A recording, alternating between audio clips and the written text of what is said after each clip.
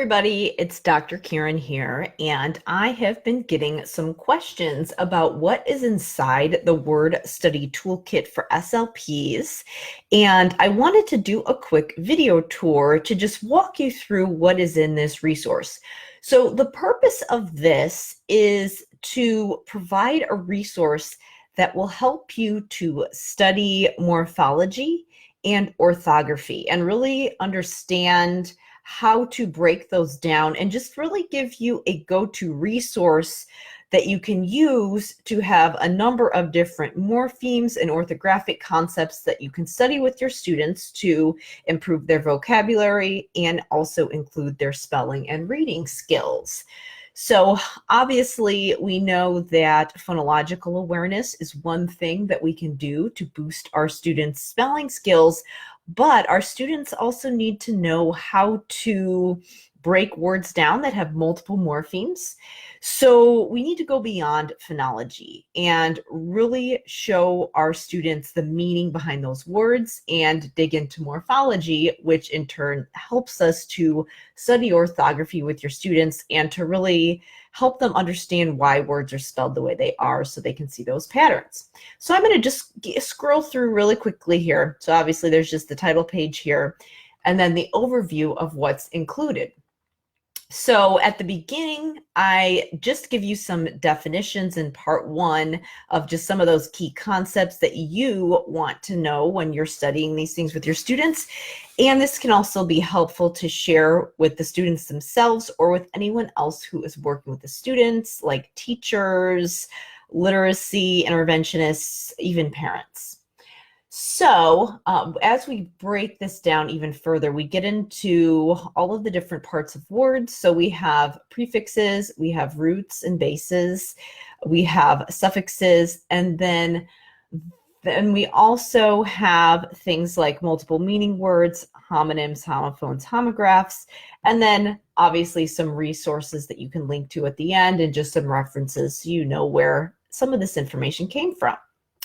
So this first part here is just a key that explains what all of these things are in all of the different sections.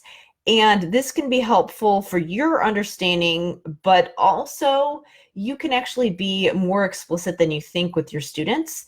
So you can actually use some of these terms with your students when you're explaining them.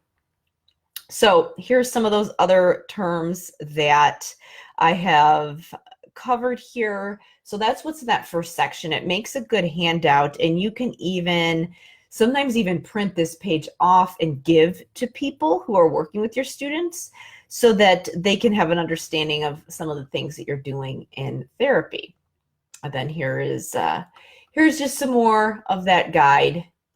And then also we've got some cue cards here. So what this does is it just breaks some of these things down even further in the quick guide here and gives you some more in-depth explanations and examples of all of those things that are in that quick guide in the front, just to help elaborate a little bit more and to help people understand all of those different concepts. And these are really, it seems like we're getting into the nitty-gritty here, which we are, and it's really important because kids have to, in order for them to understand why words are spelled the way they are, we've got to be pulling out those parts, and we've got to be doing it accurately, because what happens sometimes is that what people will do is that we'll look at a word and try to pull it apart for our students, and we might be pulling apart pieces of words that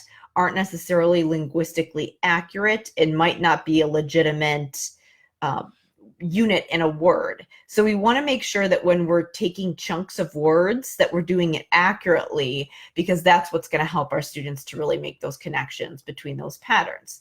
So we want to make sure when we're taking little chunks of words and helping our students remember that those chunks go together, we want to make sure that we're actually pulling out real morphemes, real linguistic units, not just random words that happen to be, or not just random letters that happen to be next to each other. So for example, like in this word right here, or happens to be there, which is a word, but in this specific situation, it's not a meaningful unit. It's just two letters that happen to be together. So that is an example of that. And so we just have some more examples here of those other terms that I've mentioned in the quick guide at the beginning. So then we get into the prefixes. So in this part, we have a bunch of different prefixes, and what we've got here is the prefix on this end, and then the meaning of the prefix, and then an example of that prefix being used. Obviously not an exhaustive list of prefixes, and not the only words that include that prefix, but this gives you some examples here. So we've got all those word lists, so think of that as a key, and then we also have flashcards of all of those different prefixes that were in the list. So you can either just take a look at this list and then write these prefixes down on a piece of paper when you're actually studying them with your students, or you could actually use these flashcards. It just gives you some flexibility as far as how you want to use this resource. So a question I get with a lot of these lists is, what order should I start in?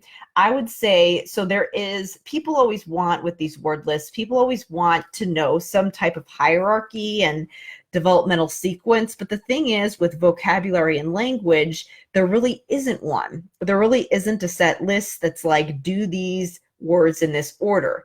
The way that I tend to categorize my word lists and resources is I look at what kids are being exposed to, because what we found with school age language development is that across that hierarchy, what highly informs what kids are able to do and what they know is really what they've been exposed to. So there's not this neat little linear guideline as far as do this first, but what you want to do is honestly just pick the ones that you think are most common for your students. You might have to play around with it a little bit. Maybe that involves just looking at some of the words that are coming up a lot in their curriculum and prioritizing with some of those prefixes. So, pick the ones that you think are most common, start with those, and then add to it. So that's how the prefixes look. I'm just going to scroll through really quickly. And then once I get to the end of that, then we've got the same thing for roots and bases. There are, with these types of units, there are sometimes different meanings to the word. And the thing is that a lot of times when you add a different morpheme at the end, so if you add a suffix at the end, it will change the actual class of the word. So I've got some different examples there, whether it has a meaning that could be a noun and a verb, or a verb and an adjective. So I've got a bunch of different possible meanings there. So again, similar format. We've got all of the definitions up here, and then the flashcards down here.